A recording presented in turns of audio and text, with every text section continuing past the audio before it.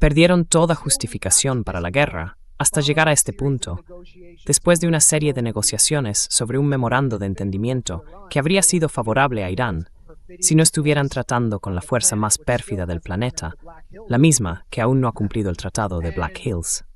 Y ahora, la guerra se basa en intentar abrir el estrecho de Hormuz.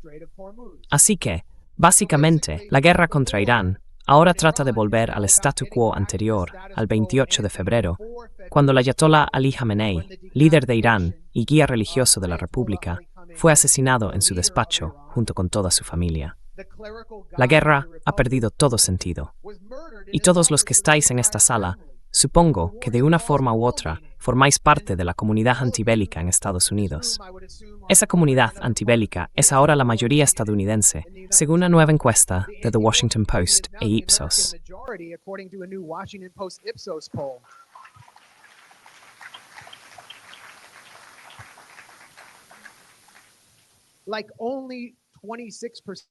Según esta nueva encuesta, solo un 26% de los estadounidenses ve algún valor en esta guerra o piensa que merece la pena. Y yo diría que el 100% de ellos son boomers de Fox News y esas dos señoras de fuera. Así que básicamente, nadie fuera de ese grupo de gente apoya esta guerra. Pero no vas a entender lo que va a pasar después, ni lo que está dando forma a la política iraní. No puedes entenderlo si no vas allí. Y por eso fui con un visado de prensa. El Ministerio de Asuntos Exteriores iraní estaba abriendo el país a los medios para un funeral, que resultó ser posiblemente la mayor concentración humana de la historia. 35 millones de personas lamentando la muerte de Ali Khamenei y recordando su legado en algo así como 6 ciudades, incluidas 2 en Irak.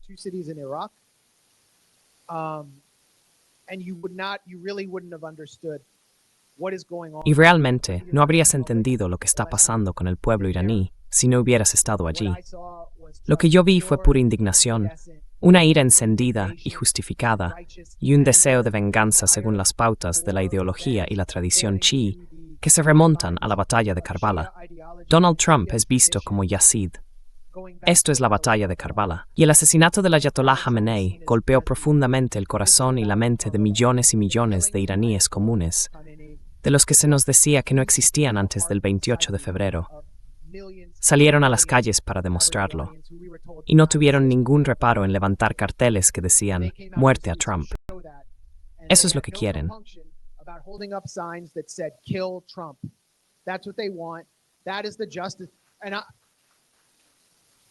Esa es la justicia. Me estoy empezando a asustar, la verdad. Son tiempos tensos. Aquí hay gente que está en la lista.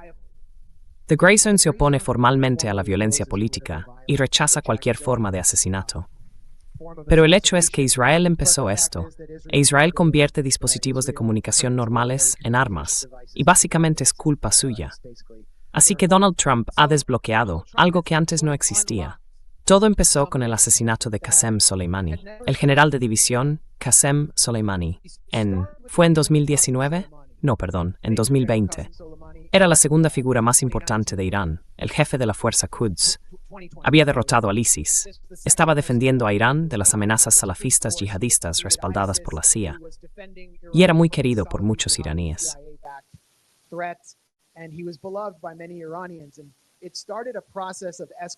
Y eso dio inicio a un proceso de escalada, pero también a una transformación dentro de parte de la sociedad iraní. Personas que quizá eran solo simpatizantes moderados de la República Islámica, o incluso opositores moderados, empezaron a darse cuenta de que algo no iba bien cuando se asesinaba a dirigentes, incluso después de haber colaborado con Estados Unidos en la lucha contra el ISIS. La respuesta de Irán no fue adecuada, no fue suficiente. Fue, en esencia, un ataque simbólico contra la base aérea estadounidense de Al-Assad en Irak.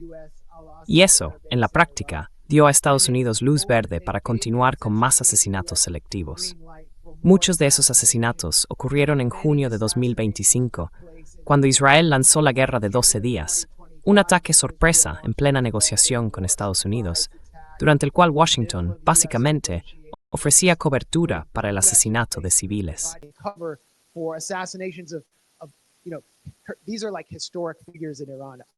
Son figuras históricas en Irán. Ali Hashizadeh, que diseñó los ataques de la Promesa Verdadera como jefe de la División Aeroespacial de la Guardia Revolucionaria. Mohammad Bagheri, de la conocida familia Bagheri, son los héroes militares de la guerra entre Irán e Irak. Y en fin, todo un elenco de líderes de la Guardia Revolucionaria que guiaron a Irán durante lo que ellos llaman la Guerra de la Defensa Sagrada, una guerra existencial. Así que esto, una vez más, es como clavar el cuchillo más hondo en la psique iraní, provocándolos. Luego, con la operación Epstein Fury, más asesinatos, no solo el de Ali Khamenei, sino también el primer día, algo que todos conocemos. El ataque deliberado contra la escuela de Minab, una escuela de niñas, donde murieron 168 personas, en su mayoría alumnas, profesoras, personal y un conserje.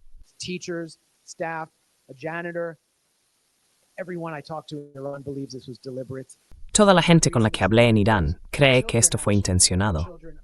Una de las razones es que muchos de esos niños eran hijos de oficiales de la Guardia Revolucionaria y piensan que fue una provocación. Las jugadoras de voleibol estaban entrenando en Lamad, en un estadio, y Lockheed Martin decidió probar su nuevo misil de crucero guiado de precisión, atacando ese partido de voleibol. Murieron quizá 20 escolares más, todo un equipo de voleibol. Y después, la cúpula de Irán volvió a ser atacada, cazando a dirigentes electos, como el expresidente del Parlamento y jefe del Consejo Supremo de Seguridad Nacional, Ali Larijani, otra figura muy querida en Irán.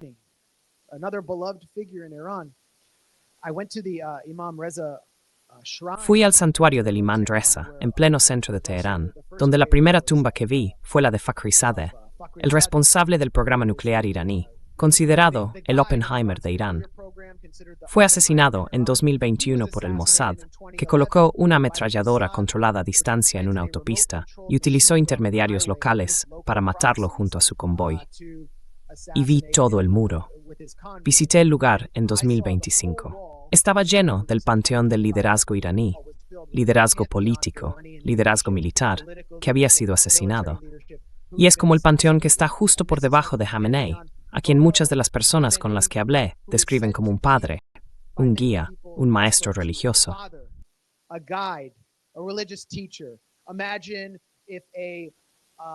Imagina que un Estado extranjero fuera de control asesinara al Papa. ¿Cómo se sentirían tantos católicos? Quiero decir, es casi imposible transmitir la profundidad de la rabia que vi allí. Fui el primer día del funeral, y de hecho se me puede ver entrando junto al profesor Mohamed Morandi. Así que uno puede hacerse una idea del ambiente que se respiraba al entrar en la Mosalla, la gran mezquita de Teherán. Y la verdad, cuando entramos, no estaba preparado para lo que me encontré, porque Morandi es una persona de voz suave, muy culta y bastante centrista dentro del propio sistema político iraní. Intenta no tomar partido, pero en cuanto me separé de él, fuera de cámara, fue cuando empecé a comprender de verdad la tristeza y la ira que había allí.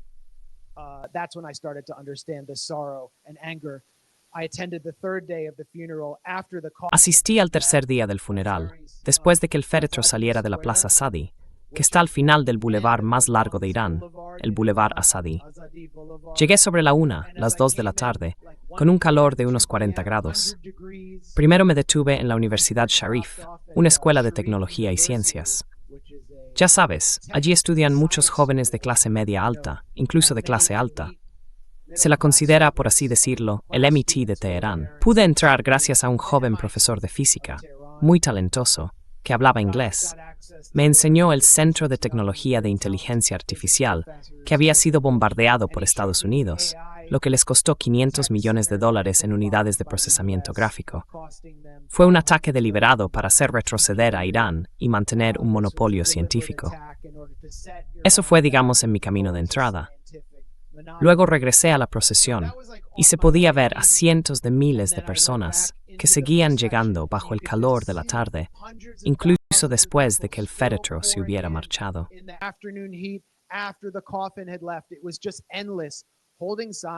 Era algo interminable, gente con pancartas pidiendo venganza. Más tarde, esa misma noche, fui a cenar a la Plaza Tahrish, que está en una zona más acomodada del norte de Teherán, donde vive mucha gente que no apoya a la República Islámica. Y allí había uno de esos actos patrióticos que quizá hayas visto en vídeos, donde los ciudadanos iraníes salían por iniciativa propia, noche tras noche, para mostrar su apoyo al ejército después de que se les impusiera la guerra. Organizaban sus propias concentraciones. Me invitaron a un círculo de tambores.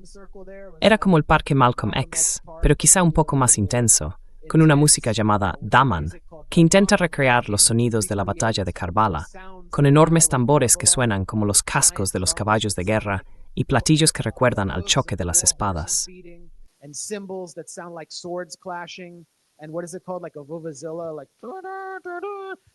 ¿Y cómo se llama eso?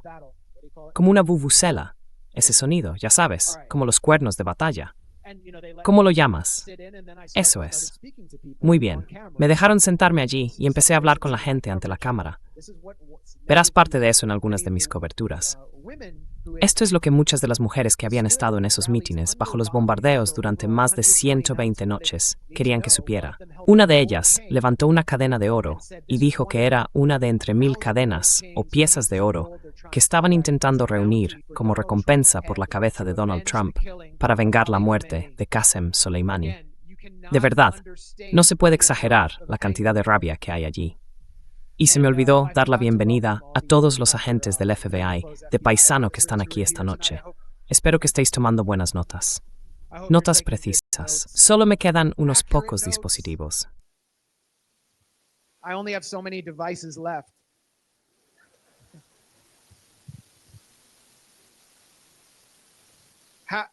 How do you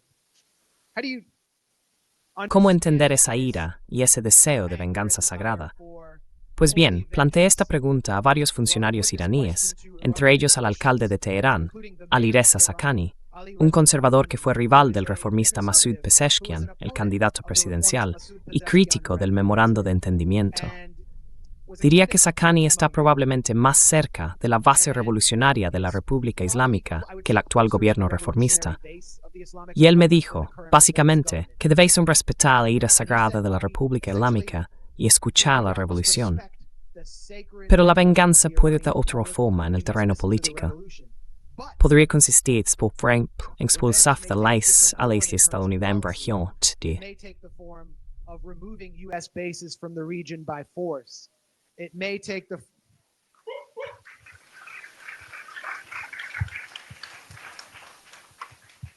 Podría dejar la forma de libertad palestina en algún momento.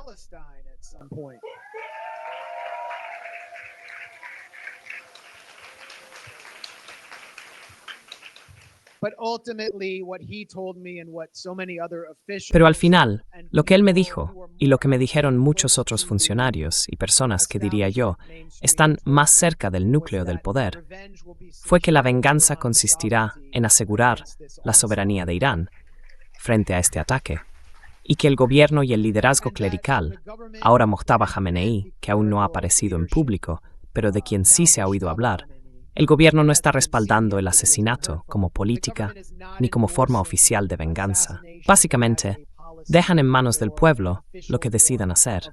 Pero creo que eso sigue teniendo consecuencias muy graves para Donald Trump. Y aquí hay 3 implicaciones.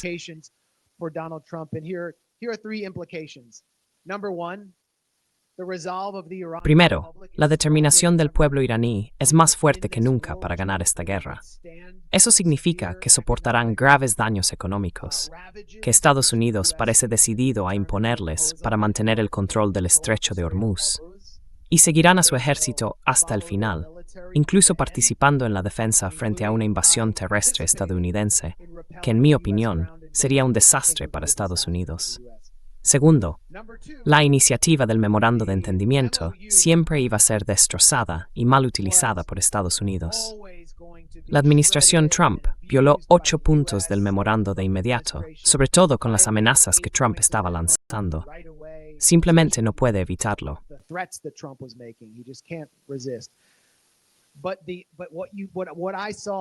Pero lo que yo vi, y lo que cualquiera puede ver en las imágenes y los videos del cortejo fúnebre, es que el memorando de entendimiento nunca iba a satisfacer a una población iraní que ya no tenía ningún deseo de negociar con el asesino de su líder, una figura a la que consideran su guía y su padre.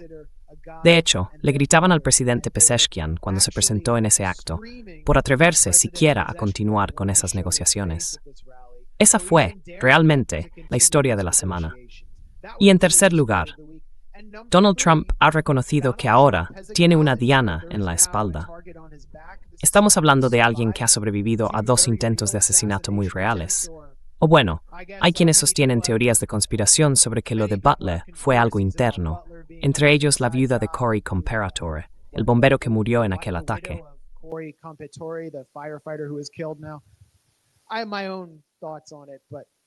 Tengo mis propias ideas sobre eso, pero en cualquier caso, Donald Trump, de esto puedo hablar un poco más adelante, he hecho un reportaje más largo, una investigación sobre cómo Israel ha intentado, de alguna manera, usar los intentos de asesinato como arma para manipular a Trump. Pero ahora, los temores de Trump sobre su propia mortalidad están en su punto más alto, y él cree que Irán es el país más probable que quiera hacerle daño. Eso significa que Israel puede aprovechar ese miedo, esa sombra del asesinato, para manipular a Trump con más facilidad. Y en segundo lugar, también significa que Trump se enfrenta a una amenaza real, como le ocurrió a Salman Rushdie, solo que en su caso no hay ninguna fatwa contra Donald Trump.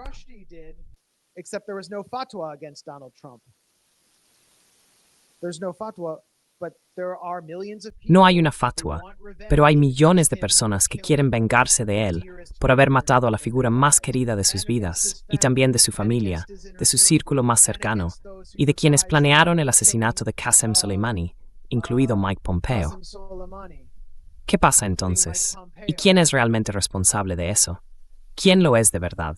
¿De verdad creemos que Donald Trump habría hecho algo de todo esto si Miriam Adelson no le hubiera pagado y sobornado con más de $250 millones y no hubiera sido la visitante más habitual de la Casa Blanca, junto con su difunto marido, el magnate de los casinos y líder likudnik, Sheldon Adelson? ¿De verdad creemos que Estados Unidos estaría atacando ahora mismo a Irán?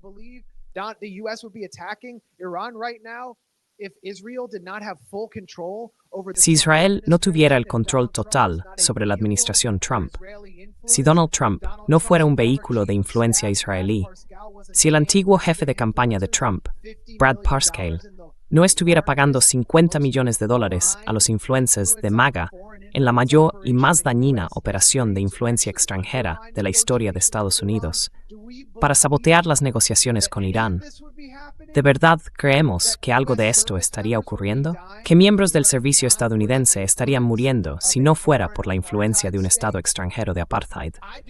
Yo no lo creo. Por tanto, si le pasa algo a Donald Trump o a alguien cercano a él, que esté implicado en estos intentos de asesinato tan imprudentes, inútiles y que han salido mal, eso es una consecuencia del vínculo especial con Israel. E Israel es, de forma indirecta, responsable. Esa es mi conclusión.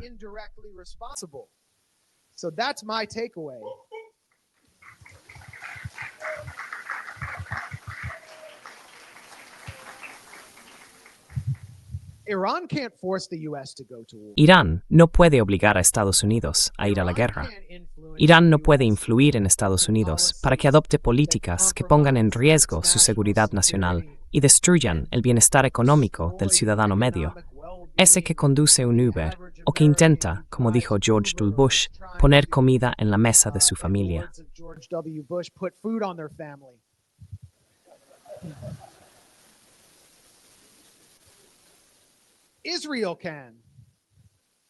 Israel puede. Irán no es el enemigo. Israel lo es. Y ahora Israel ha abierto esta horrible caja de Pandora, en la que hay millones de personas en Irán buscando venganza, mientras millones de estadounidenses rebuscan para conseguir su próxima comida. Así que ahora tenemos la confirmación definitiva de lo mortal y destructivo que ha sido este apego tan apasionado de Estados Unidos a Israel. Y eso fue, en cierto modo, Lo que inspiró mi mensaje del 4 de julio desde Teherán, cuando estaba en la plaza Tahrir, mientras mi familia celebraba en casa lanzando fuegos artificiales.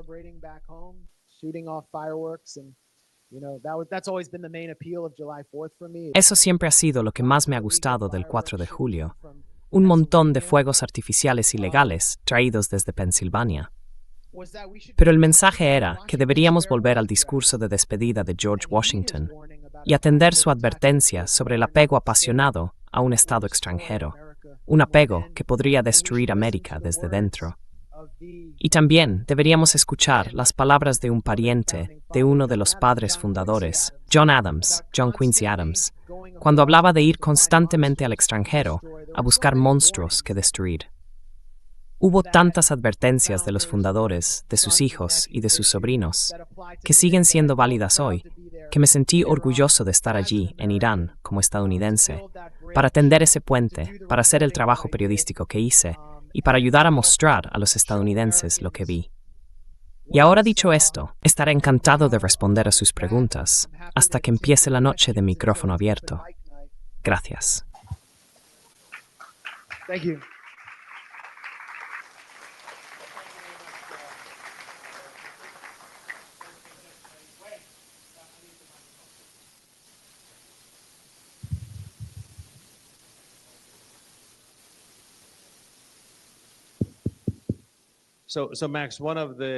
Entonces, Max, uno de los momentos más, diría yo, brillantes de todo este conflicto han sido los videos de Lego que han ido saliendo.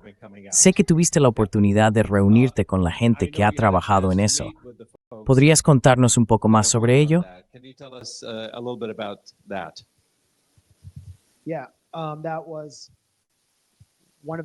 Sí, esa fue una de las muchas entrevistas que pude hacer.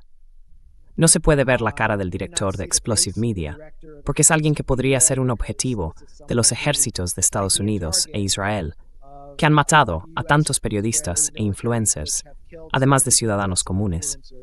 Nos reunimos en una oficina, no sé si era la suya o la de Explosive Media, y bueno, desde el principio, hablamos de la censura que habían sufrido. Pero lo que más me interesaba era saber cómo lograron penetrar en la mente, cómo entendieron la psicología del movimiento MAGA y de Trump, y cómo consiguieron despojar a Trump de su aura de una forma que ningún cómico estadounidense había logrado.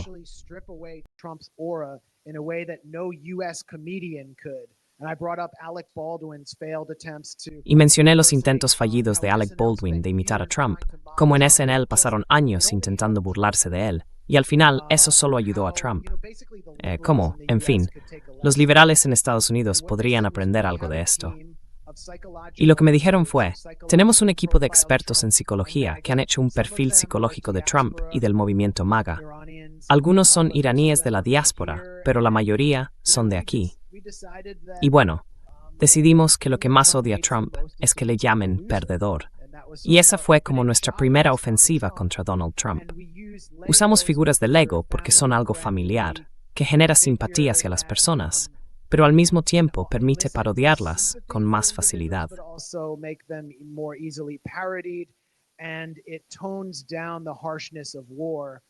Y suaviza la dureza de la guerra, porque todas esas parodias ocurren con la guerra como telón de fondo. Así que permite que la gente se sumerja en esos vídeos musicales que además fueron creados con inteligencia artificial. Y a partir de ahí, ya sabes, burlándose de Kash Patel, bebiendo cervezas con el equipo de hockey de Estados Unidos, que parecía no quererle allí, dramatizando el ataque a Minab y a las chicas que van al colegio.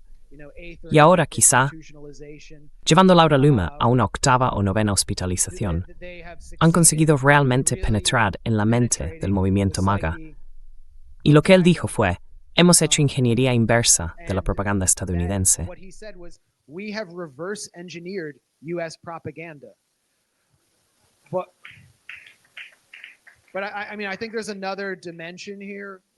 Pero vamos, creo que aquí hay otra dimensión.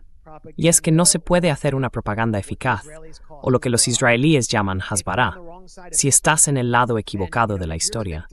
Y claro, si eres la víctima y estás siendo atacado por un imperio despiadado y todopoderoso, dirigido por figuras casi caricaturescas, que ni siquiera son populares en su propio país, entonces es mucho más fácil hacer propaganda. Por eso también, el periodismo que sale de Gaza tiene mucho más valor que cualquier periodismo que recibimos sobre nuestro propio país a través de nuestros medios. Porque lo que ellos están mostrando, bueno, simplemente están mostrando un holocausto que nuestros medios se niegan a mostrarnos.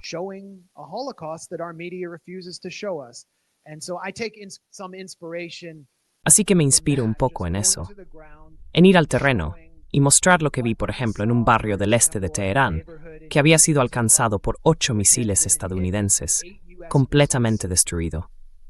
Me imagino subir 2 manzanas por la calle U o la calle 14 y ver todos los edificios delante reducidos a escombros, hablando con la gente en la calle que aún no sabía cuál había sido el objetivo. ¿Qué habían pasado 4 o 5 meses? Esto fue a principios de marzo. Yo estaba investigando, pensando, ¿fue aquí donde asesinaron a Ali Larijani? Y no lo fue. No saben cuál era el objetivo. Murió allí una familia entera de 12 personas. 2 miembros sobrevivieron porque por casualidad no estaban en casa. 40 personas fueron asesinadas. Había un gran cartel con un graffiti que decía en farsi, prueba de los crímenes de Estados Unidos. Y poder mostrar eso, creo que, bueno, ese era mi objetivo, hacer ese tipo de periodismo. No sé qué tipo de propaganda podría producir Estados Unidos para convencer a los estadounidenses de esta guerra a estas alturas. ¿Qué podría decir Pete Hegseth? Quiero decir, ¿qué diría de todos modos? Pero también por eso Israel invierte tanto en la Hasbara. Y tienen a su alcance todos los mecanismos más avanzados, inteligencia artificial, todo. Y aún así no pueden convencer a nadie de que son algo distinto al epicentro del mal en el mundo. Y eso es por sus políticas. En el fondo, de eso se trata. Y también es otra razón por la que esos videos de Lego tuvieron tanto éxito. Acabo de recibir un mensaje de mi mujer diciéndome que mi advertencia contra la violencia política no sonó lo bastante seria. Así que it's ain't forward to enemies with that.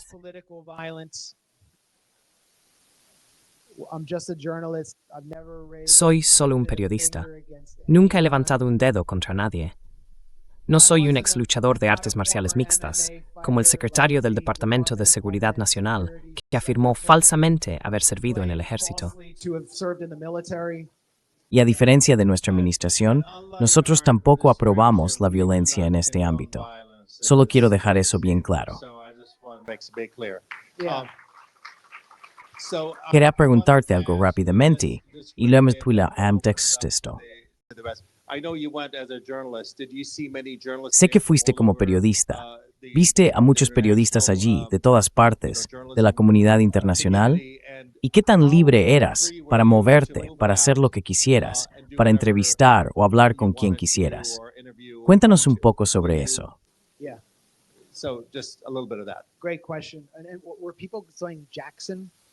Buena pregunta. Y la gente hablaba de Jackson. Ah, sí, hablaré de Jackson. Periodista estadounidense, internacionalmente conocido, influencer, sí. Yo estaba entre muchos periodistas allí, así que ni mucho menos era el único estadounidense. Fui a ruedas de prensa con el portavoz del Ministerio de Asuntos Exteriores, Ismail Baghai, en el propio ministerio, junto a lo que podríamos llamar un quién es quién de la prensa internacional occidental que cubría Irán. Estaba Richard Engel, de la NBC. No sé si su cobertura te resultó relevante o no. También estaba Frederick Pleitgen, de la CNN. The Guardian tenía a alguien allí. ETV también. Todos llegaron bajo condiciones similares a las mías, a través del Ministerio de Exteriores, y todos incluyen ese tipo de aviso al final de cada reportaje, que están allí informando con el permiso del gobierno iraní, pero que mantienen su independencia editorial.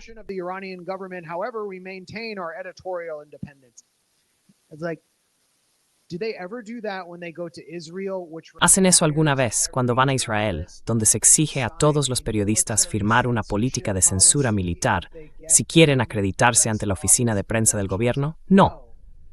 Así que, básicamente, están intentando decir que Irán es un país autoritario que controla lo que se publica sobre él. Y durante toda la rueda de prensa estuvieron machacando al portavoz Baghai desde una perspectiva, digamos, muy estadounidense. Algo así como, No estáis destruyendo el memorando de entendimiento al atacar esos barcos en el estrecho de Hormuz. Sin mencionar, claro, que esos barcos están siendo guiados por Estados Unidos para violar el punto 5 del memorando. Pero tenían libertad para hacerlo. El Ministerio de Exteriores iraní quería que estuvieran allí para cuestionar, y luego él les respondía. Y creo que lo hizo muy bien, se defendió con mucha habilidad.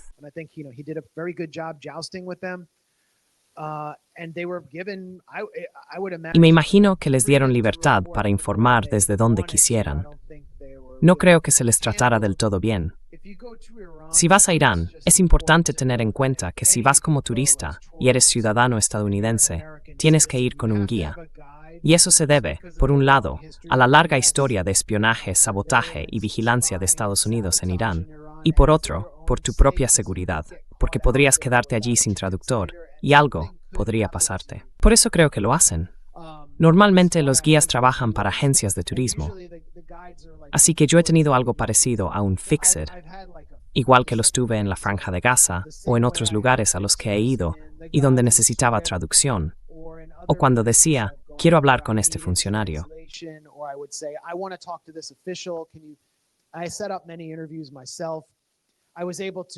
Organicé yo mismo muchas de las entrevistas. Pude hacerlo todo y lograr todo lo que me propuse, e incluso más. No sentí que me estuvieran ocultando nada, pero en mayo de 2025 fui a un festival de medios públicos en el que participaron muchas de las personas que ves en programas como los de Judge Napolitano o Glenn Deason y otros analistas y comentaristas geopolíticos. Y allí pude viajar por todo el país con total libertad, incluso salir por la noche en Teherán.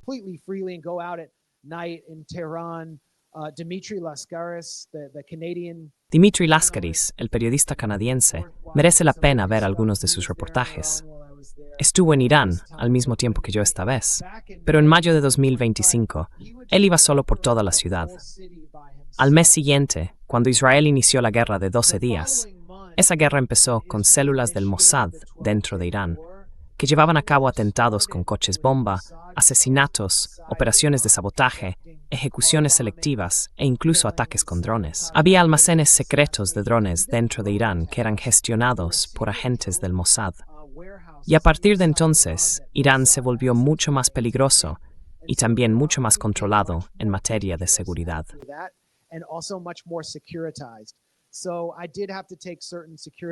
Así que tuve que tomar ciertas precauciones de seguridad y evitar salir sin gente que conociera bien el terreno esta vez.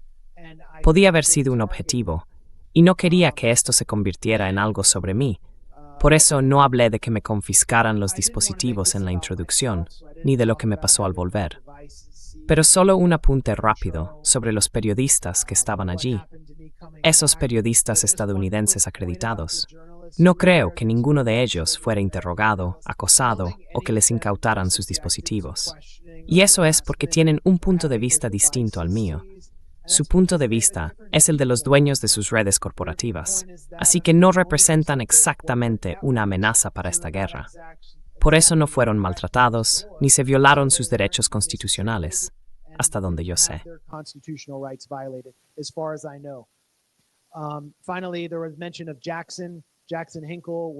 Por último, se mencionó a Jackson.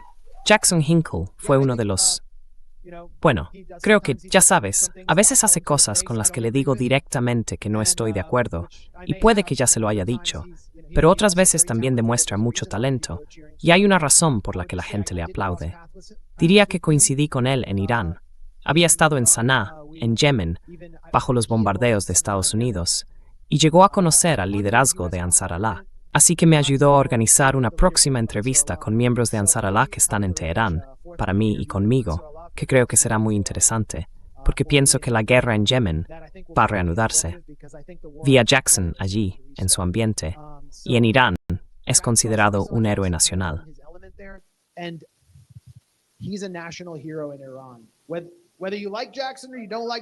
Te guste o no te guste Jackson, es un héroe nacional en Irán. Donde quiera que lo veía, la gente se le acercaba. Personas normales, trabajadores, niños, todos querían hablar con Jackson Hinkle, señor Hinkle. Lo rodeaban, se hacían selfies con él, en cualquier sitio al que iba.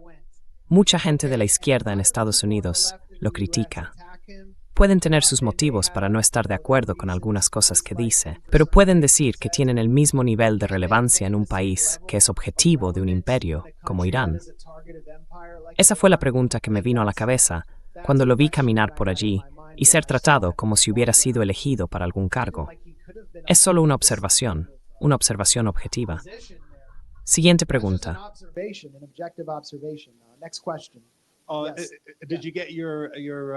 ¿Te devolvieron el móvil y el ordenador o se los quedaron un tiempo? Porque sé que hicieron lo mismo cuando la gente volvió de Cuba. Les quitaron los móviles y los ordenadores, los retuvieron unos días y luego se los enviaron por correo. ¿Hicieron eso contigo también?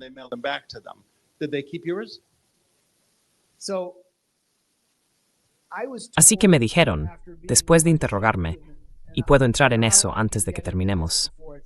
Pero ya he hablado bastante del tema en otras entrevistas. Me hicieron preguntas, y a mí me parecieron políticas. No parecían tener nada que ver ni con actividades delictivas ni con seguridad nacional. Luego me pidieron que desbloqueara mi teléfono, o mis teléfonos, y les dije que no iba a hacerlo.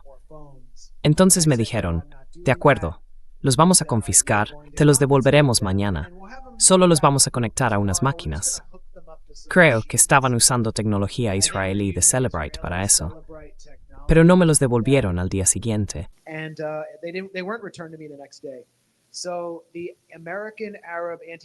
Así que el Comité Antidiscriminación Americano-Árabe y su nueva presidenta, Jeanine Yunus, que es una auténtica defensora del pueblo y una verdadera luchadora por la libertad de expresión, a diferencia de esos falsos defensores de la libertad de expresión de la derecha, ella y el comité presentaron una demanda en mi nombre contra el secretario del Departamento de Seguridad Nacional, Mark Wayne Mullin, para recuperar mis dispositivos y hacer valer mis derechos constitucionales. Poco después de presentar la demanda, recibí una llamada de la Oficina de Aduanas y Protección Fronteriza diciéndome que mis dispositivos estaban listos para recogerlos. Así que creo que eso nos dice algo. El caso no está cerrado.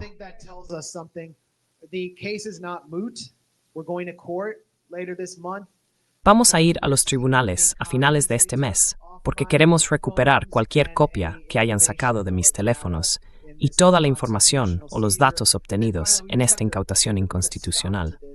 Y por último, tenemos que poner fin a esto, a que periodistas y activistas vean cómo les confiscan sus teléfonos. Es una incautación sin orden judicial. Es una violación de la primera y la cuarta enmienda. No puedes inventarte una especie de zona gris legal, una zona de excepción en el aeropuerto, donde puedas coger las cosas de la gente y revisarlas sin causa probable ni indicios de que se haya cometido un delito. Hay que presentarse ante un juez y conseguir una orden, y eso es exactamente en lo que vamos a trabajar. Así que, estad atentos.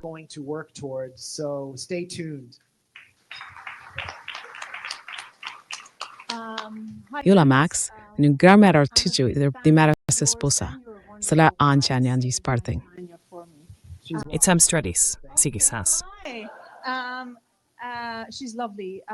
Vale, hola, es encantadora. Y antes de hacer mi pregunta, quería decir que además de visitar todos esos lugares civiles bombardeados, fue muy emotivo que visitaras también la sinagoga bombardeada, siendo tú judío. Así que gracias por eso también. Mi pregunta para ti, Max, es la siguiente. Tanto si hablamos de la izquierda como de la derecha en Estados Unidos, quiero saber cómo crees que se puede mejorar la narrativa equivocada sobre Irán durante los últimos 47 años. Bueno, en el 79 Irán pasó de ser una monarquía a una república. En aquel año, cuando el Shah era rey y Estados Unidos lo apoyaba, solo un 3% de las mujeres iba a la universidad. Hoy, alrededor del 70% estudia en la universidad. Y Robin Wright, antes de que empezaran las guerras posteriores al 11 de septiembre, escribió un libro magnífico, seguro que lo conoces. Es la última gran revolución. Ella calificó la revolución como una de las revoluciones al nivel de la rusa y la francesa.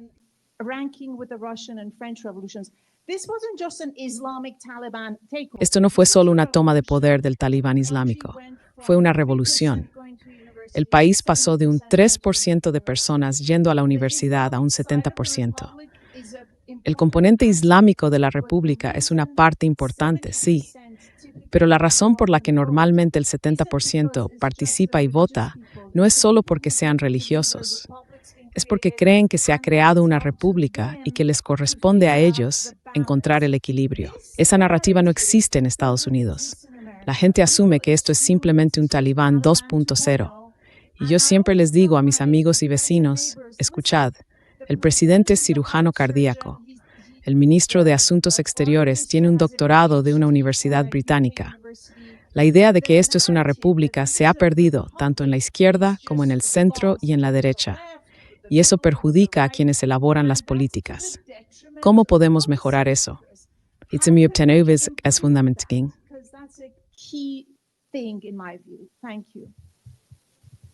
Sí, o sea, ¿quieres aplaudir o algo así? He oído its aplausos.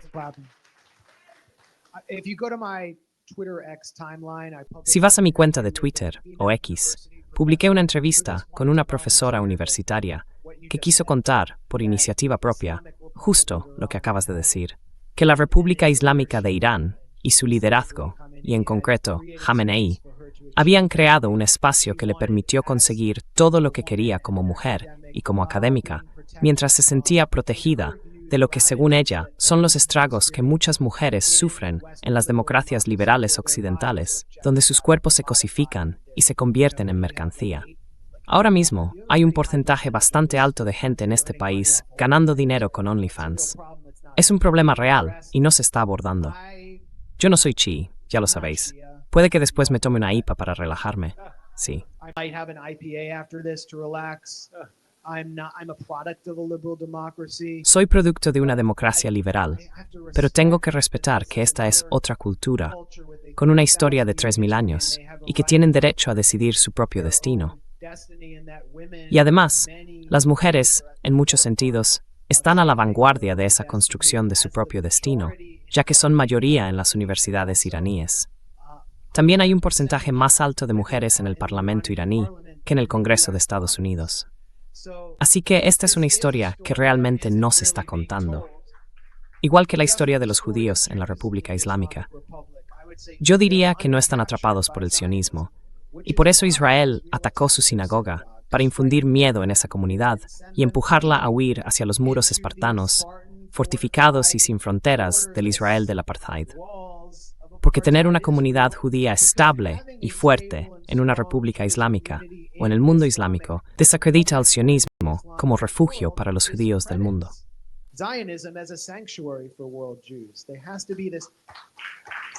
Tiene que haber esto. Así que, si queréis saber más sobre esa comunidad, que es la segunda comunidad judía más grande de la región de Oriente Medio, o lo que también se puede llamar Asia Occidental, ved mi documental, que hice junto a una cineasta kurda iraní. Se llama Maria Mabati. El documental se titula Judíos no capturados en la República Islámica de Irán y está en nuestro canal de YouTube, The Grey Zone.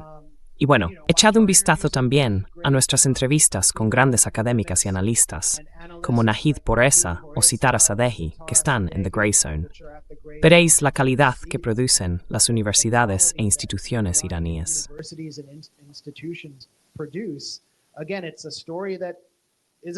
De nuevo, es una historia que no se cuenta. Mi consejo, aunque en esta ciudad no puedo dar consejos, es que creo que Irán, en muchos sentidos, ha dejado de ser un misterio. La propaganda se ha roto por completo con su actuación en esta guerra, no solo en el plano militar, sino también por cómo su sociedad ha respondido y ha mostrado al mundo por qué luchan realmente y qué valores defienden.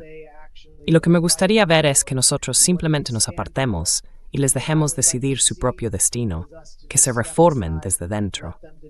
Irán no es nuestro enemigo, y no es asunto nuestro lo que hagan.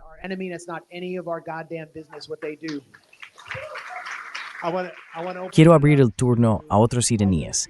Quiero darles prioridad a los iraníes para que hagan preguntas. ¿Hay otros iraníes que quieran preguntar algo? Empecemos por aquí. Max, can you tell us a little bit about Max, ¿Puedes contarnos un poco sobre el día 18 y el día 19? Una de las razones por las que Trump empezó esta guerra fue esa masacre que ocurrió 3 días antes de febrero. Mientras estuviste en Irán, ¿encontraste algún dato? Porque hemos oído que el Mossad estuvo allí. También hemos oído a Trump decir que enviaron militares a los turcos. ¿Conseguiste algo? ¿Como cuánta gente murió y quién estuvo implicado? ¿Fue Instrumental República Islámica o fue otro grupo?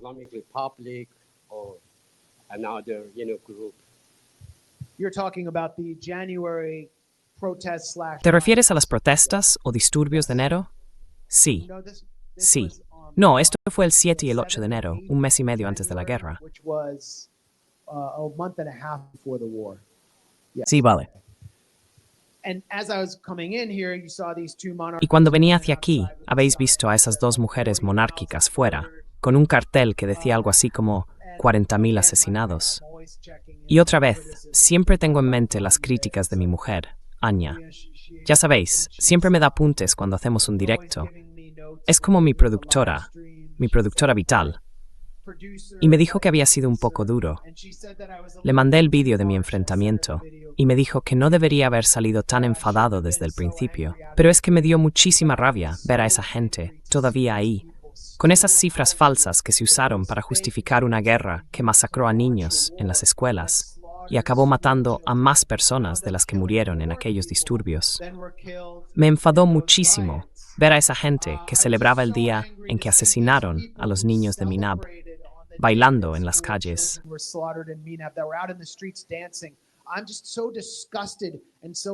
Estoy tan disgustado y tan indignado de que se atrevan siquiera a mostrarse en público, que no pude controlarme. Fue algo catártico y terapéutico para mí plantarme delante de 2 de ellos.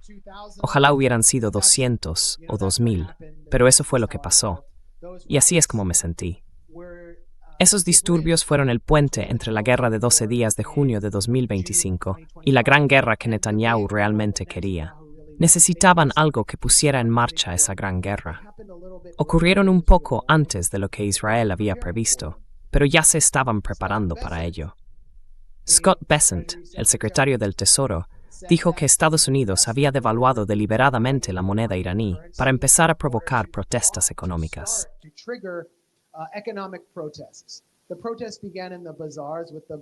Las protestas empezaron en los bazares, con la clase bazarí en Irán, muchos de los cuales apoyan a la República Islámica. Y eso se convirtió, de alguna manera, en un vehículo para que los servicios de inteligencia occidentales, y en particular la inteligencia israelí, lanzaran una serie de disturbios y ataques militarizados, presentándolos como si fueran protestas. Yo discutí mucho y analicé grabaciones para demostrar que todo eso estaba militarizado desde el principio, que se atacaron comisarías, que se quemaron mezquitas y santuarios por todo Irán a manos de estos elementos fanáticos y armados, que se usaron armas automáticas, que murieron muchos agentes de policía, que murieron muchos basillíes, jóvenes, en su mayoría desarmados. Y no solo murieron, sino que algunos fueron decapitados y sus cuerpos quemados.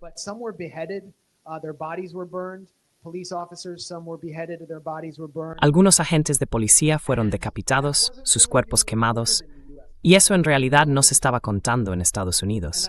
Se estaban incendiando edificios del gobierno. Y yo planteé la pregunta, ¿qué haría el Reino Unido? Se la hice a Piers Morgan ayer, cuando él sacó el tema. ¿Qué harían el Reino Unido o Estados Unidos? Gracias. Si el movimiento Black Lives Matter, que nunca llegó a ese punto, estuviera siendo armado por los servicios de inteligencia rusos y chinos, y estuvieran asaltando comisarías, tomando el control de distritos policiales, matando a funcionarios, atacando embajadas, bombardeando el ayuntamiento, ¿qué haría realmente Estados Unidos? Creo que el número de muertos habría sido mayor que en Irán.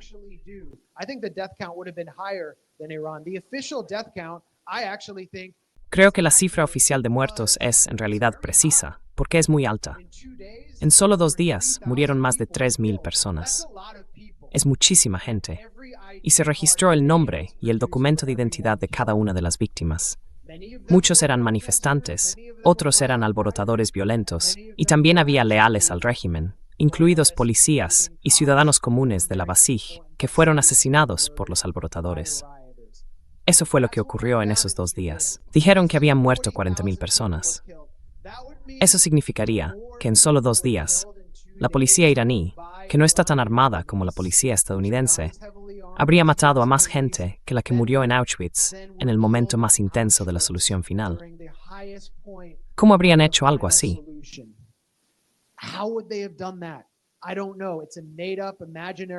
No lo sé.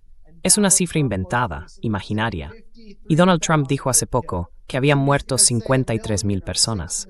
Pronto dirá que fue 1 millón o 6 millones. No sé cuál será el número, pero cada vez será más alto, porque es lo único que les queda para justificar esta guerra, que sigue matando a civiles hoy en día, por una razón que la mayoría de los estadounidenses no puede entender. Y la pregunta era si hice más investigación. Sí, hablé con algunos policías que vivieron la violencia. Me contaron que su comisaría fue atacada, que murieron compañeros suyos y que otros resultaron gravemente heridos. Algunos fueron quemados. Sus cuerpos fueron quemados después de haber sido asesinados.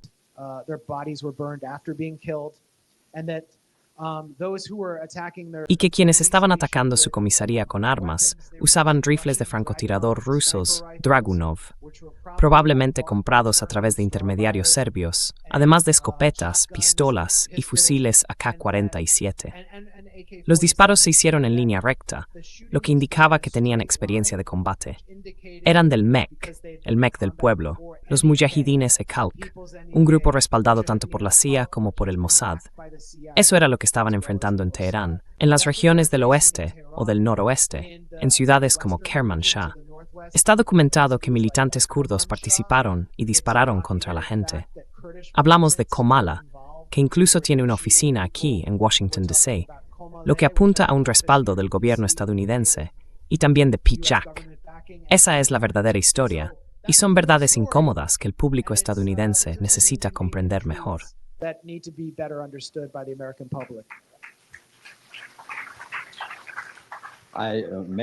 Max, bisabuelo de Chabahar en Irán. Shabahar. Chabahar, sí. Ahora hay guerra allí, así que quiero preguntarte, ¿por qué Irán confió en el mariscal de campo favorito del presidente Trump, Asim Munir, como mediador?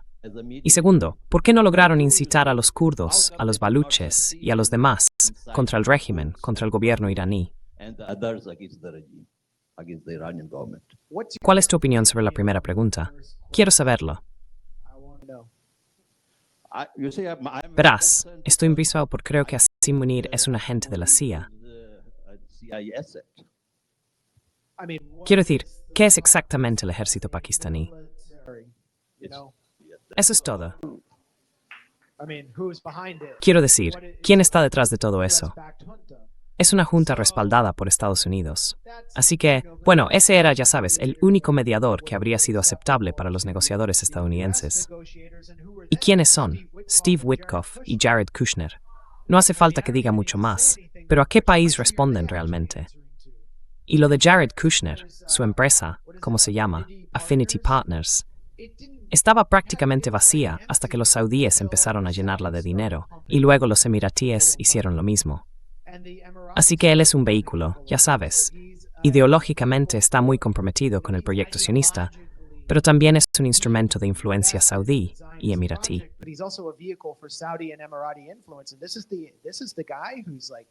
Y este es el tipo que está, digamos, nombrando a los miembros del equipo negociador, supervisando a Witkoff, que además es ideológicamente sionista.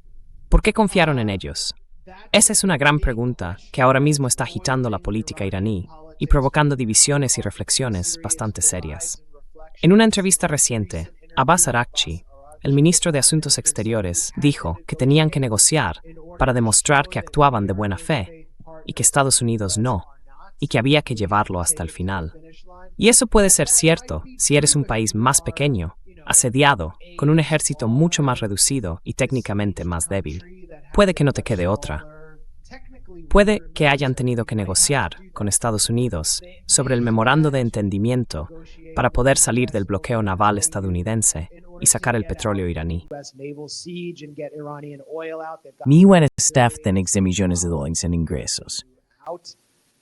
But at the same time, there's a camp in Iran that believes Pero al mismo tiempo, hay un sector en Irán que cree que han perdido todo su impulso y han sacrificado su ventaja estratégica al permitir que el estrecho de Hormuz quedara abierto, exponiéndose así a otro ataque, mientras que, como dijo J.D. Vance, Estados Unidos aprovechaba el memorando de entendimiento para reabastecerse. Es decir, según él, ese era el propósito del acuerdo para Estados Unidos. Así que ese es el debate dentro de Irán. Y como el memorando ya está muerto, en cierto modo, el debate pierde sentido. Pero creo que esto va a influir en la política iraní y está generando muchas recriminaciones contra el sector reformista en una de esas negociaciones. Y había otra cuestión. ¿Por qué fracasaron los militantes kurdos y baluchis? Siempre iba a fracasar. Me reí de esa idea desde el principio. Esa propuesta se le presentó a Trump para convencerle de lanzar ese ataque. for Trump to convince him to just launch this strike. Because the Israelis knew that if Donald Trump Porque los israelíes sabían que si Donald Trump simplemente asesinaba al líder y lanzaba esta guerra, quedaría atrapado en un ciclo de escalada. Y Netanyahu necesita mantener a Estados Unidos atrapado en la región y en la guerra para conseguir lo que quiere y salvarse de perder el poder. Así que les dijeron, os daremos a estos militantes con los que hemos estado colaborando y a los que habéis estado armando como vuestros aliados para que los soldados estadounidenses no tengan que morir en una invasión terrestre total. Van a funcionar igual que el ejército ucraniano, van a ser muy eficaces. Pero quienes sabíamos algo sobre el PKK kurdo o sobre lo que luego fueron en Siria, las SDF, sabíamos que era una farsa. Son una fuerza guerrillera. No pueden mantener territorio. Kobani. where was it? Kobane. They were sort of the frontline troops in Kobane. Fueron, digamos, las tropas de primera línea en Kobani contra el ISIS y recibieron mucha buena prensa en Estados Unidos. Pero no habrían podido hacer nada sin el apoyo de fuego y el apoyo aéreo de Estados Unidos. En realidad, se les usó como una ficha de cambio. Y vimos cómo se comportaron las fuerzas kurdas frente a una infantería regular, que en realidad no es muy buena y apenas puede llamarse infantería regular, cuando fueron derrotadas por las fuerzas del nuevo gobierno sirio, una versión reetiquetada de Al-Qaeda, dirigido por Ahmed al-Shara en el noreste de Siria. Fueron derrotadas de inmediato, justo después de ser expulsadas de Alepo. ¿Cómo iban a enfrentarse a una fuerza terrestre seria como el Cuerpo de la Guardia Revolucionaria Islámica y el ejército iraní, que sí es una fuerza terrestre muy competente? Eso nunca iba a ocurrir. Lo mismo pasa con los militantes baluchis. Same with the Baluchi militants. De acuerdo. ¿Hay otros iraníes que quieran hacer una pregunta primero? ¿Cómo estás? No lo sé. Casa dis with Sturo Memas. Muy bien. Hi, Max. The biggest fear that I have Hola Max. is that El mayor miedo que tengo es que cuando este equipo de Estados Unidos, que básicamente quiere borrar a Irán de la faz de la Tierra, se dé cuenta de que no puede ganar por el camino que está siguiendo, acabe recurriendo a la opción nuclear. ¿Qué tan realista es eso? Podría pasar esta misma semana. How realistic is that? That could happen this week. Well, what day is it? I don't work a real Bueno, job. ¿qué día es hoy? Tuesday. No tengo un trabajo de verdad, así que no lo sé. Podría pasar esta semana. ¿Has oído hablar del Monte Picax? Pues ahora el Wall Street Journal informa de que los israelíes creen que el uranio enriquecido de Irán está bajo el Monte Picax, una montaña nueva, cada vez más fortificada, tan profundamente reforzada que es imposible penetrarla con nada. Da la sensación de que están desafiando a Estados Unidos a usar un arma nuclear táctica para destruir ese uranio enriquecido, que no puede ser alcanzado con los HIDAM que se usaron contra las ciudades de misiles y que no sirvieron para nada más que sellar las entradas un par de días. Así que creo que corremos el riesgo de que Estados Unidos use abiertamente un arma nuclear por primera vez desde, ¿qué? Hiroshima, Nagasaki. Pero dime, ¿tú qué piensas? ¿Usó Israel un arma nuclear en Tartus? ¿Hicieron una prueba en Siria? Porque hubo imágenes de una nube en forma de hongo en Siria, en Tartus. Cloud in Syria, in Tartus. What do you think? No? Not sure? ¿Qué opinas? ¿No? No estás seguro. Last year. ¿El año pasado? ¿Fue el año pasado? un depósito de armas. Podría haber sido una explosión secundaria. Muchos piensan que podrían haber estado probando un arma nuclear táctica. También hubo un terremoto en Dimona, o bien a principios de este año o a finales del anterior. Muy inquietante. Israel tiene un programa nuclear. Podrían llegar a usar un arma nuclear táctica. Planteé esta cuestión a uno de los analistas iraníes mejor conectados, un periodista con acceso interno en el país, Mostafa Koshcheshm. La entrevista está publicada en el canal de The Grey Zone. Y él dijo, sí, podrían hacerlo, pero eso provocaría de inmediato que Irán se lanzara a producir un arma nuclear, y podría haber una situación de paridad. Y si llegaran a usarla, sin duda justificaría desarrollarla y anularía la fatwa de una vez por todas. Así que esas son las apuestas y esos son los riesgos.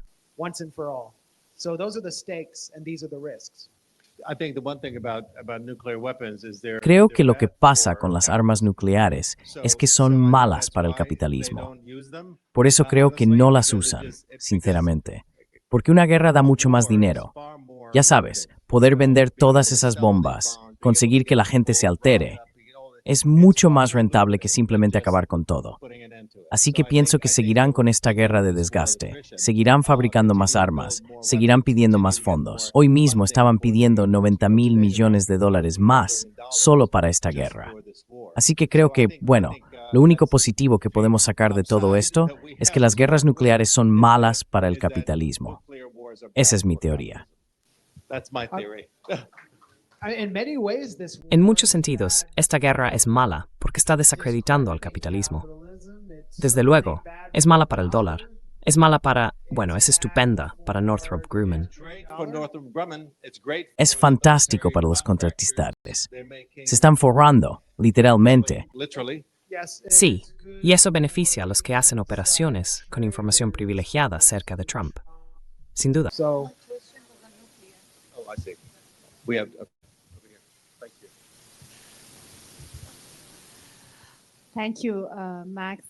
Gracias, Max. ¿Cuál es tu análisis sobre Reza Pahlavi? ¿Cuál es su posición dentro de la política iraní? Durante tus entrevistas en Irán, ¿te encontraste con alguna historia interesante? ¿Qué opinaban los iraníes dentro del país sobre él?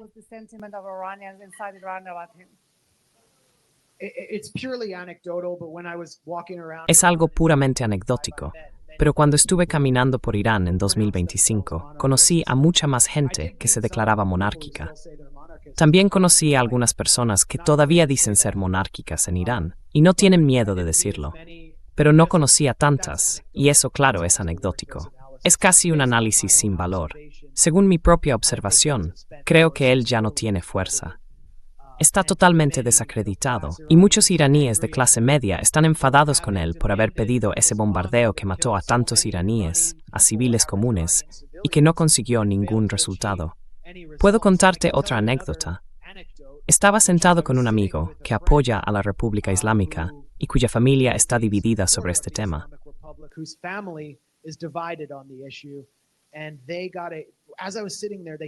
Y mientras estaba sentado allí, empezaron a emocionarse. Les pregunté, ¿qué pasa? Y me dijeron, he recibido un mensaje de mi prima, que participó en esas protestas de enero, y me ha dicho que siente muchísimo haberlo hecho. Se siente fatal. Dice que Pahlavi es un perdedor, que hizo que mataran a mucha de nuestra gente, y que solo quiere pedirme perdón por haberse dejado engañar así. Sabes, los iraníes en Irán han estado expuestos a muchísima propaganda a través de Iran International, que es un gran canal por satélite con sede en Londres, dirigido por la inteligencia israelí y que al principio estaba controlado por Arabia Saudí.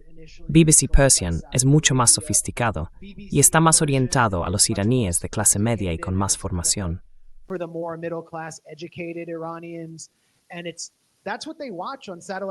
Y eso es lo que ven en la televisión por satélite. No están viendo la IRIV.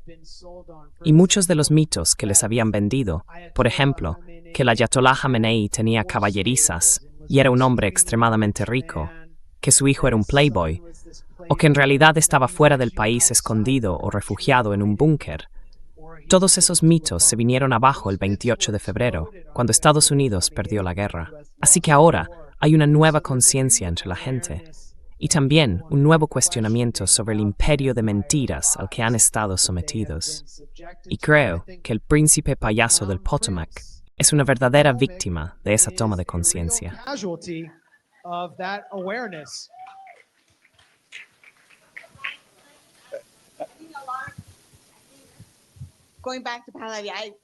Volviendo a Palo Alto, le he tenido desprecio desde entonces, desde el genocidio. Pero creo que a mucha gente se le cayó la venda cuando ni siquiera mencionó a las 168 chicas del colegio que fueron quemadas vivas. Sí, quiero decir a mi colega, muchísima gente este tipo le ha hecho abrir los ojos. Mi colega Kay Pritzker está por aquí, en algún sitio. Él hizo un video en el que se metía en un meeting monárquico al principio de la guerra en Los Ángeles, en Westwood, y les preguntaba algo así como ¿quién hizo lo de Minab? Igual que yo les pregunté y no quisieron decírmelo. Dijeron que la Guardia Revolucionaria se había bombardeado a sí misma, que lo habían hecho ellos mismos. Y es como esa negación, ese nivel de pensamiento delirante, ha separado a esa clase de gusanos persas del resto del pueblo iraní de una forma muy profunda. Uso un término que suelo usar, por ejemplo, para los cubanos que se han infiltrado en el gobierno de Estados Unidos en los niveles más altos.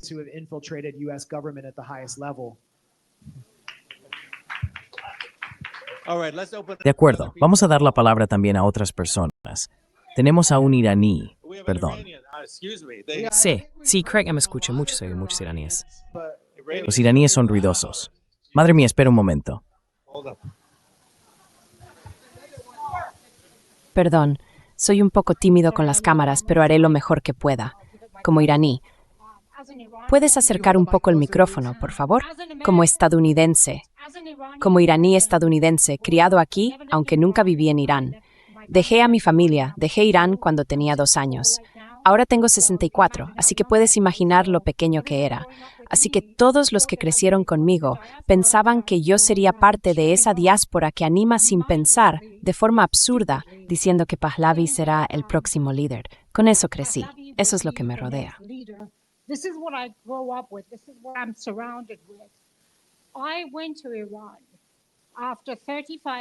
Fui a Irán después de 35 años. Y dicen que el régimen iraní es brutal, que es terrible, pero yo fui a Irán después de 35 años y me recibieron como a una iraní. La policía de la moral me detuvo por no llevar el velo blanco. Era el cumpleaños de alguien, de un mulá, de un imán. Me trataron con absoluta amabilidad. ¿Cómo convences a los estadounidenses, a los iraníes estadounidenses, de que no son como América o cualquier otro lugar los pinta? No lo son. Te tratan, tú eres estadounidense. ¿Cómo te trataron cuando fuiste? ¿Cómo te trataron? Te dieron la bienvenida.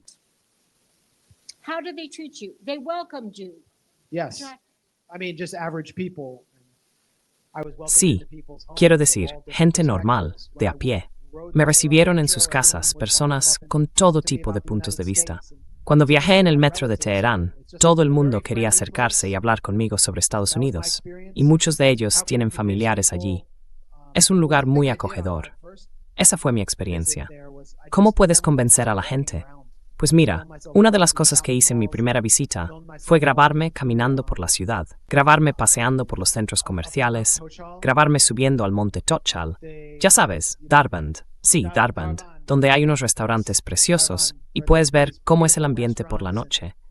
No tiene nada que ver con lo que te cuentan en la película No sin mi hija, protagonizada por Sally Field.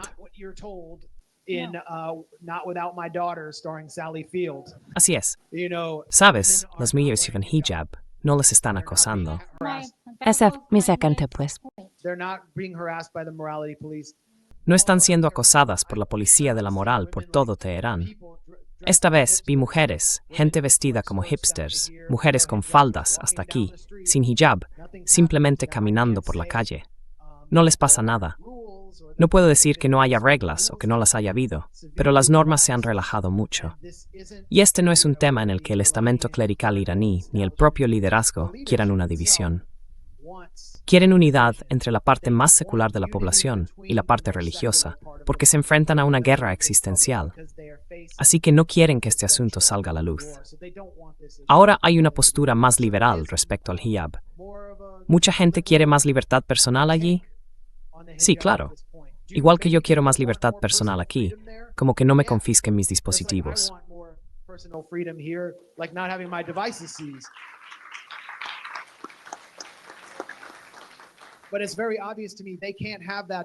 Pero para mí está clarísimo que no pueden tener ese debate mientras sigan rodeados de bases estadounidenses, sometidos a sanciones que los están matando de hambre y que han provocado, como quien dice, 4 grandes depresiones, y mientras sigan viendo cómo matan a sus hijos.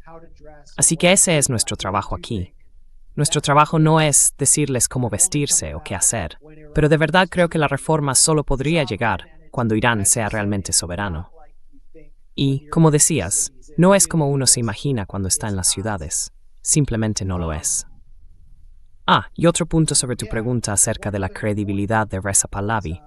Vimos a mucha gente que impulsaba el lema Mujer, Vida, Libertad como una especie de herramienta para un cambio de régimen, no como una expresión auténtica de los iraníes, sino como un instrumento de la CIA para cambiar el régimen. Y vimos cómo quedaron desacreditados con esta guerra.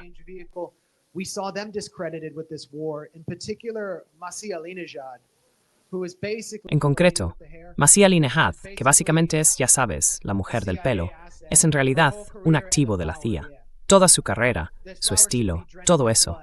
Esta flor debería estar empapada en sangre si se la representara de verdad por lo que es. Y estaba por todas partes en los medios. Trump, haz algo. Todos callados, escuchad a las voces iraníes. No podéis criticarnos. Tenemos que ir a la guerra. Empieza la guerra. Ocurre lo de Minab. Trump dice que va a destruir la civilización iraní. Y de repente ella da marcha atrás diciendo, oye, yo no pedí que hicieras todo eso, ya sabes, libertad y esas cosas.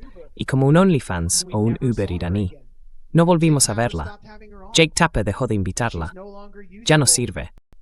Toda esa gente ha quedado desacreditada.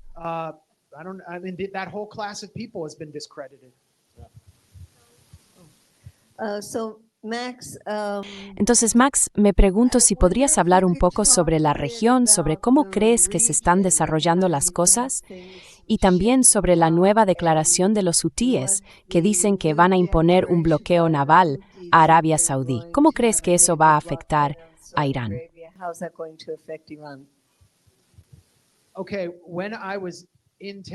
Vale, cuando estuve en Teherán, me reuní con lo que se podría llamar la delegación hutí, o de Ansar Allah, que yo consideraría el gobierno de Yemen. Controlan la mayor parte del territorio, su ciudad principal y sus instituciones.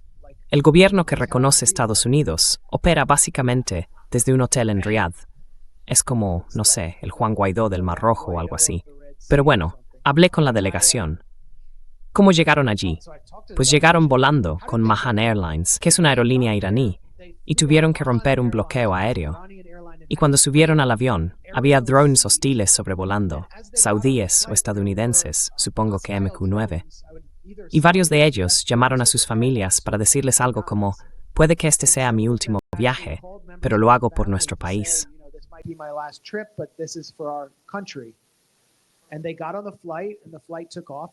Y se subieron al avión. El vuelo despegó y aterrizaron en Teherán. Y lo hicieron en circunstancias parecidas, bajo asedio, con la amenaza de que su vuelo pudiera ser derribado, igual que toda la tripulación de Mahan Airlines, la tripulación civil, el piloto, los auxiliares de vuelo. Quiero decir, son gente muy valiente. No estamos hablando solo de una guerra militar. Es que todo el mundo está arriesgando la vida para defender la soberanía de su país frente a invasores extranjeros. Así que, cuando declaran un bloqueo naval a Arabia Saudí, en realidad lo hacen como una forma de responder al bloqueo que ya sufre su propio país. Es un acto hostil de agresión extranjera, un acto hostil de guerra, y eso va a provocar una escalada.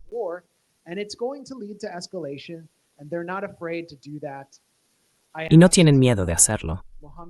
Le pregunté a Mohammed al-Bukhari, que ha sido su portavoz y ahora es gobernador en Yemen y un alto miembro de su comité político, en qué condiciones cerrarían el Bab el-Mandeb, algo que sería económicamente devastador para la economía mundial, junto con el cierre del estrecho de Hormuz.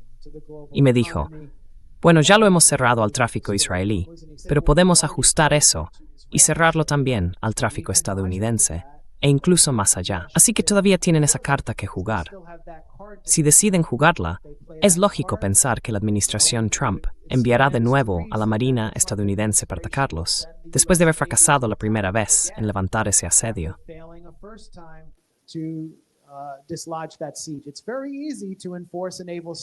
Es muy fácil imponer un bloqueo naval. Solo hacen falta drones baratos, quizá algunas lanchas rápidas, y entonces las compañías de seguros dejarán de asegurar a las navieras, y los marinos mercantes no querrán arriesgar la vida cruzando esas aguas. La inteligencia estadounidense acaba de publicar un informe que se ha filtrado a la prensa, según el cual ninguno de los ataques de Estados Unidos ha tenido efecto en desalojar al ejército iraní del estrecho de Hormuz hasta ahora, y probablemente no lo tendrá. Así que podemos esperar una escalada en torno a Yemen e Irak.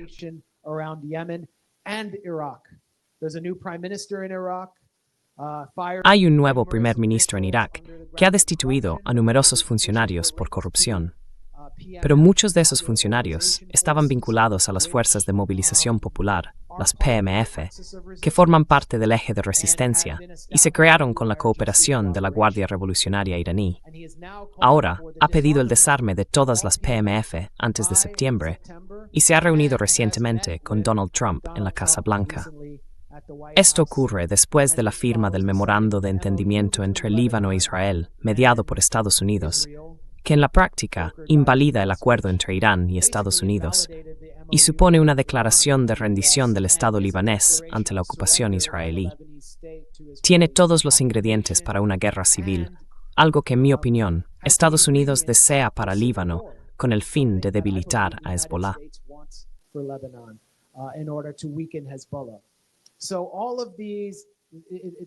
Así que todo esto es como un polvorín, y en el centro de todo está Israel, el único país que se beneficia de una guerra civil en Líbano, de la disolución del Estado libanés. El único país que podría sacar provecho de una especie de guerra civil en Irak. El único que se beneficiaría de la guerra en Yemen, cuando el estrecho de Bab el-Mandeb se cierra al tráfico marítimo internacional, y eso daña la economía. Y Estados Unidos está asumiendo la carga por Israel, que fue quien inició todas estas guerras, permitiendo que en Tel Aviv la gente tenga sus fiestecitas de música electrónica gratis. Ese es el problema de todo este escenario. Como estadounidenses no apoyamos nada de esto, pero lo estamos pagando. Y la guerra probablemente se extienda a toda la región y podría convertirse en una lucha final, una lucha existencial definitiva. A final existential fight. Entonces, ¿qué hacemos con eso?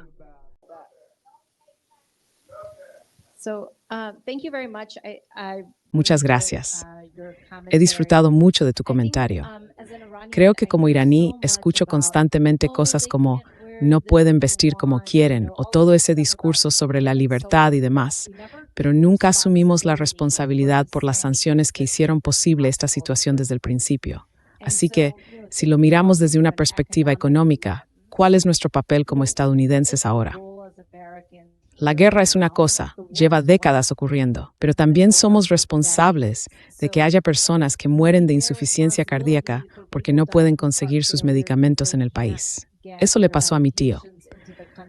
¿Cómo podemos cambiar un poco la narrativa hacia una más económica que explique por qué esto sigue ocurriendo?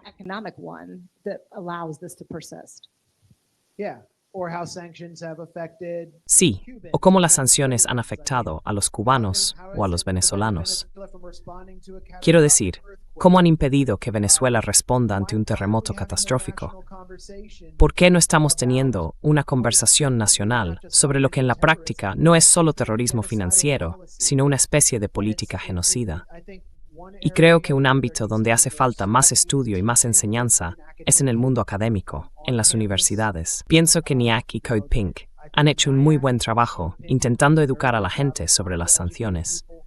Pero creo que hace falta más investigación y más instituciones centradas en denunciarlas. Responsible Statecraft es uno de los pocos centros de pensamiento que se me ocurren que realmente intenta sacar a la luz el tema de las sanciones.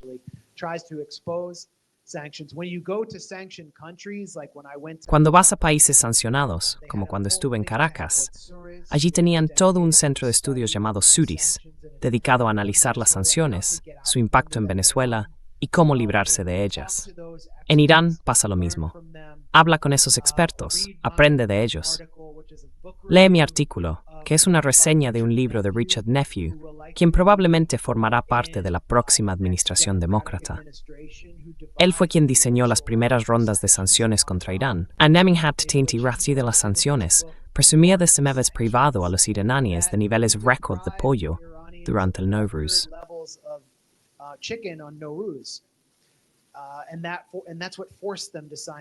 Y eso, según él, fue lo que les obligó a firmar el JCPOA. Presumía de imponer sanciones a las piezas de automóviles para que no pudieran reparar sus coches. Presumía de sancionar. Sí, y dijo que había una cosa que no querían sancionar, y que querían asegurarse de que tuvieran el mayor acceso posible, los dispositivos de comunicación. Y ahora mismo, en Gaza, se están viendo entrar muchos teléfonos móviles, muchos dispositivos de comunicación, pero nadie puede conseguir comida ni suministros humanitarios. Así que eso te muestra lo que está pasando. Las sanciones son un arma tan letal como una bomba nuclear, como un ataque con HATM, y hay que entenderlas como tal. Vale, quizá tengamos tiempo para dos más. Vamos con esta.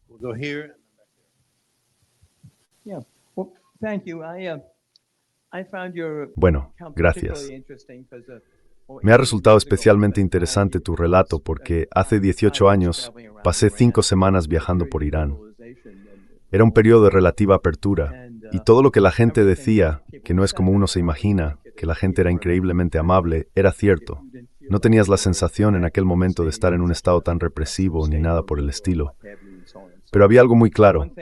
Incluso entonces, de forma espontánea, en conversaciones por la CO y demás, la gente se acercaba y se quejaba de que estaban hartos del régimen.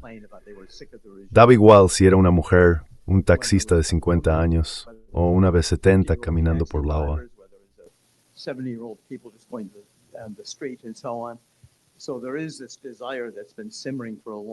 Así que existe ese deseo que lleva mucho tiempo latente de una mayor liberalización. Es cierto que la República Islámica, con todos sus abusos o lo que sea, si la comparamos con otros estados aliados de Estados Unidos, como Arabia Saudí, es sin duda un régimen más democrático, si queremos hacer esas comparaciones. Tomemos el caso de Arabia Saudí. Pero mi pregunta para usted en concreto era la siguiente. Algo que me llamó la atención en Irán es su historia, desde mediados del siglo XIX, de intentos por lograr un régimen más liberal y democrático, con una separación entre la religión y el Estado.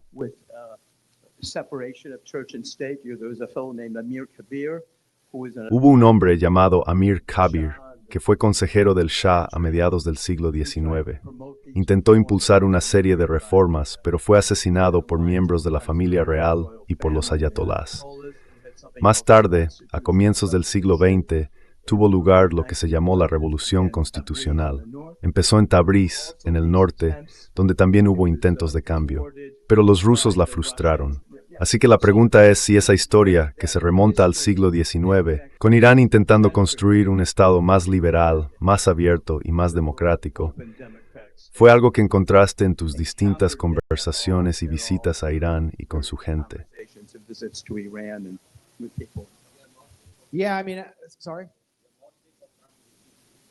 Sí, bueno, perdón. Creo que el gran punto que muchos estadounidenses no entienden es que, vale, hay muchos opositores a la República Islámica en Irán. Millones y millones, sin duda. Y además de eso hay críticos u opositores al gobierno. El gobierno elegido ahora mismo es impopular. Pero creo que la República Islámica es más popular que nunca. Y puede que no haya una mayoría, ni siquiera una pluralidad clara, a favor de simplemente liberalizarse y convertirse en algo como Alemania o lo que sea. Que por cierto, ahora mismo es un estado cada vez más fascista si ondeas una bandera palestina.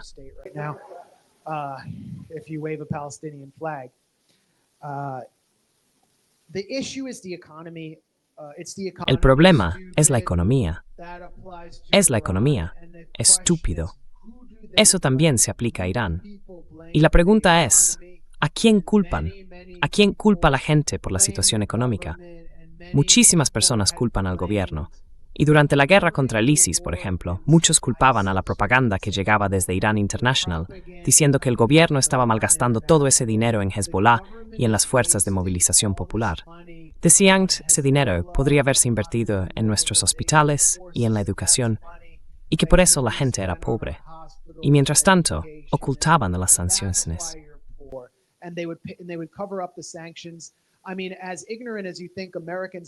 Quiero decir, por muy ignorantes que creas que son los estadounidenses sobre las sanciones, hay muchos iraníes que tampoco entienden bien el papel que esas sanciones tienen en su miseria económica.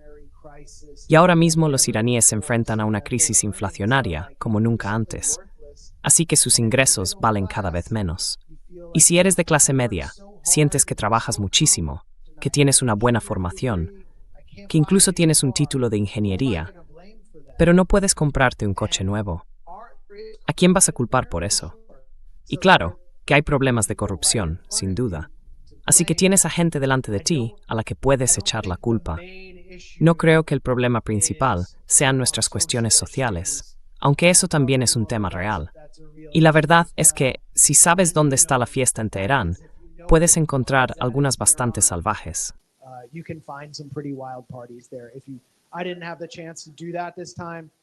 Esta vez no tuve la oportunidad de hacerlo. Toda la gente a la que le gustó eso, tengo muchos contactos diferentes.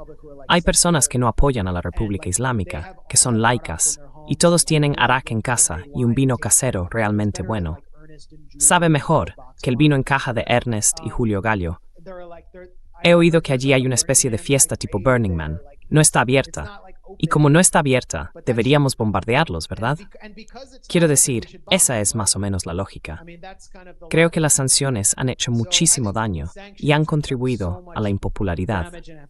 Y volviendo a lo que decía antes, no habrá un debate real ni una resolución de estas divisiones en Irán hasta que la guerra termine y los iraníes sientan que son seguros y soberanos.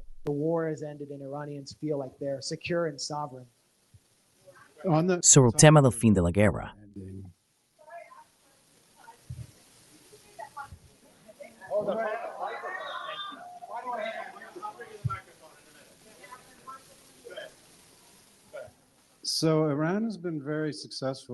Irán ha tenido mucho éxito en expulsar al imperio estadounidense de las bases que tenía justo en las fronteras que rodean Irán, y eso que ellos llaman desbasing está ocurriendo. ¿Dónde crees que puede acabar todo esto en el plano militar? Da la impresión de que el imperio se está retirando. Están retirando aviones, están retirando recursos, y en lugar de usar aviones, están lanzando misiles HIMARS y ATAC. ¿Crees que Irán tiene alguna posibilidad en el campo de batalla?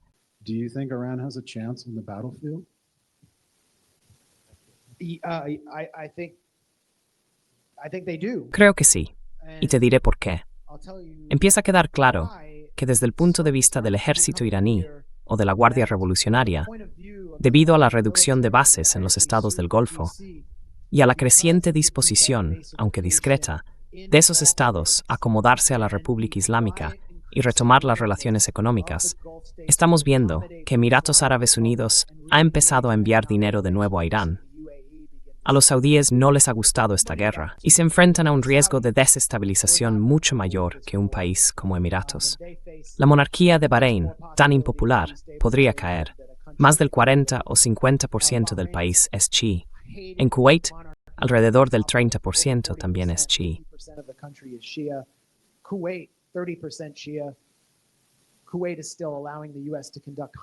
Kuwait sigue permitiendo que Estados Unidos lance ataques con sistemas HIMARS contra Irán desde su territorio.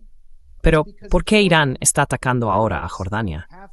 Es porque Jordania, con su rey medio británico, de ojos azules, que habla árabe con acento inglés y pertenece a la tribu hachemita, es en realidad una extensión de la profundidad estratégica de Israel y un lugar donde se almacena a los palestinos expulsados de sus tierras. Además, las bases militares de Jordania, las bases estadounidenses, son la última línea de defensa frente a los misiles balísticos iraníes dirigidos a objetivos en Israel, lo que ha dado a Israel una capa adicional de protección. Así que Irán está intentando romper esa capa de protección en Jordania.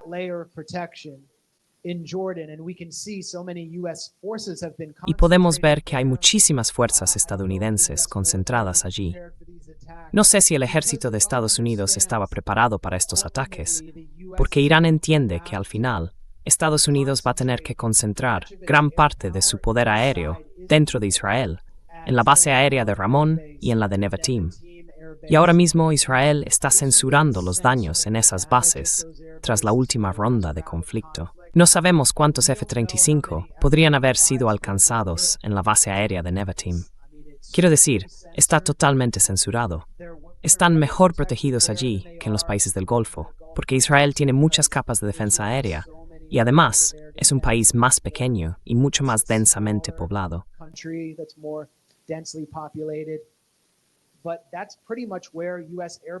Pero básicamente, ese es el rumbo que va a tomar la Fuerza Aérea y el Ejército de Estados Unidos. Y eso nos ayuda a entender por qué los ejércitos de Estados Unidos e Israel también se están fusionando. En realidad, no hay ningún otro lugar al que Estados Unidos pueda ir fuera de Israel.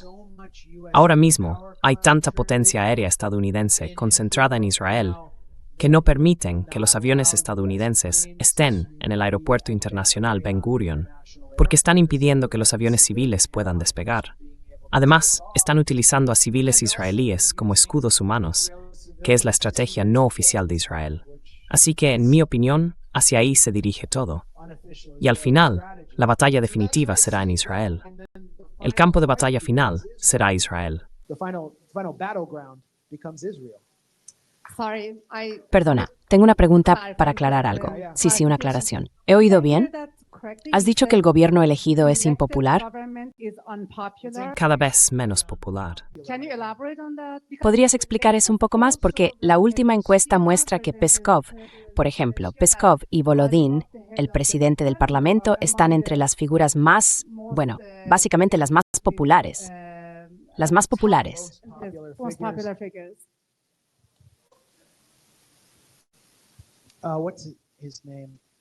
¿Cómo se llama? Hay un tipo en la Universidad de Maryland que se dedica a hacer encuestas. ¿Le conoces? Sí, me gustaría ver sus últimas encuestas, pero eso es lo que entendí la última vez que miré, hace un par de semanas. Aunque puedo estar equivocado. ¿A qué encuesta te refieres?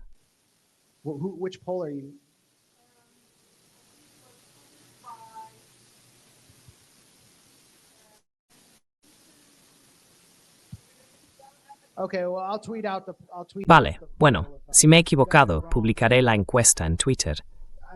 Porque básicamente, cuando hablas con la gente, tienes la sensación de que la ira está más centrada en el gobierno elegido que en el tipo de estamento clerical, al menos en este momento, por las negociaciones. Y creo que con esto terminamos. Gracias. Muchas gracias.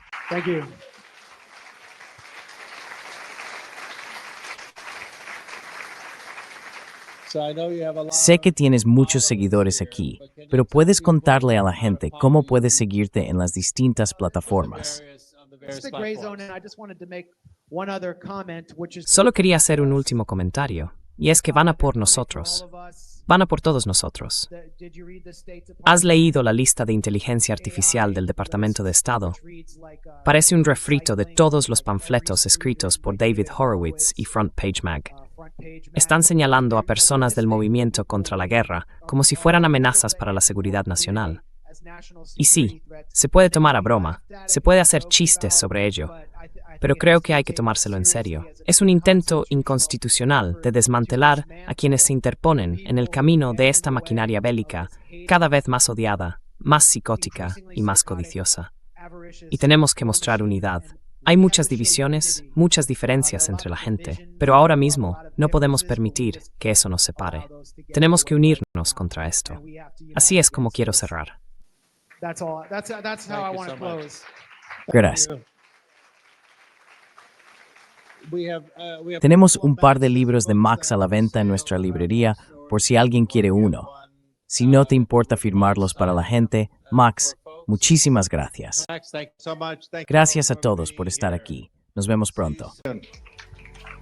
Gracias, Andy. Muchas gracias.